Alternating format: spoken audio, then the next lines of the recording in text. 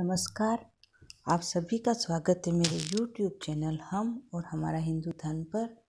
और आज हम जानेंगे कि हमारे हिंदू धर्म में शिव जी की पूजा मूर्ति रूप में और लिंग के रूप में, दोनों रूप में क्यों की जाती है, और उसमें भी सबसे ज़्यादा फलदायी पूजा लिंग पूजा क्यों मानी गई है।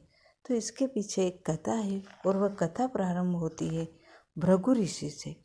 महर्षि भृगु द्वारा रचित भृगु संहिता में लिखा गया है कि त्रिवेदों में कौन सबसे श्रेष्ठ है, इसकी परीक्षा लेने हेतु भृगु जी महाराज सबसे पहले सृष्टि रचयिता ब्रह्मा जी के पास गए और उनसे यही प्रश्न पूछा कि त्रिदेवों में सबसे श्रेष्ठ कौन है। परंतु उन्होंने पाया कि ब्रह्मा जी तीनों में सर्वश्रेष्ठ होने का इनमें कोई गुण नहीं है। तो वे भगवान शंकर के पास कैलाश पर्वत पर गए। शिव जी कैलाश पर्वत पर समाधि में लीन थे और उनके गणों ने भृगु ऋषि को उनसे मिलने से रोक दिया। महर्षि ने निवेदन किया कि कृपया करके आप शिव जी को बताइए कि मैं आया हूँ, और अगर उसके बाद शिव जी मना करेंगे तो मैं चला जाऊँगा। पर शिव जी के गण इस बात को बिल्कुल मानने के लिए तैयार न थे और इस कारण से गणों और भृगु जी के मध्य में वाद विवाद प्रारंभ हो गया। और उसके बाद गणों ने भृगु ऋषि का अपमान करना शुरू किया और उनको मारने के लिए अपने शस्त्रों को उठाकर भृगु ऋषि के पीछे पीछे भागने लगे।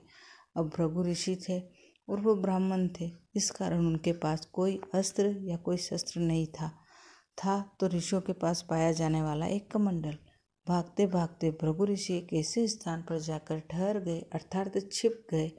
और अब उन्हें क्रोध आने लगा और वे मन ही मन सोचने लगे कि हे भोलेनाथ, मैं आज आपके पास क्या सोच कर आया था और मेरे साथ क्या हो गया।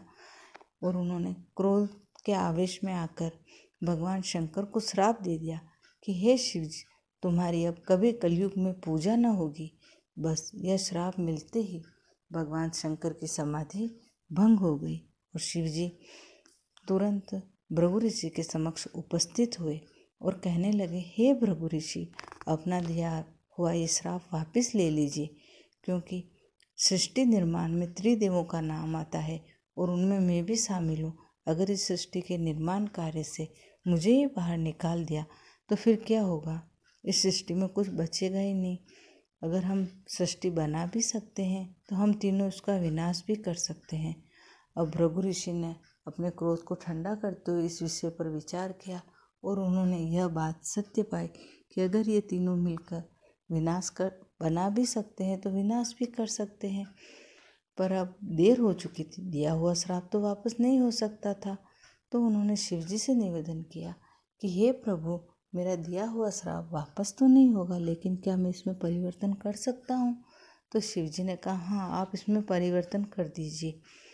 तब भृगु ऋषि ने कहा, आपकी कलयुग में पूजा जरूर होगी, सभी आपकी पूजा करेंगे, पर आपके शरीर रूप की पूजा न होकर आपके लिंग रूप की पूजा होगी, अर्थात आपकी एक पिंडी के रूप में पूजा होगी।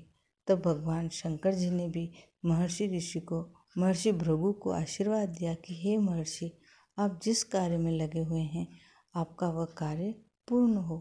और इस प्रकार भृगु ऋषि ने भृगु संहिता पूरी लिखी और धार्मिक ग्रंथों में भी लिखा गया है कि भृगु ऋषि की जो संहिता है अर्थात भृगु संहिता वह सभी संहिताओं में श्रेष्ठ है।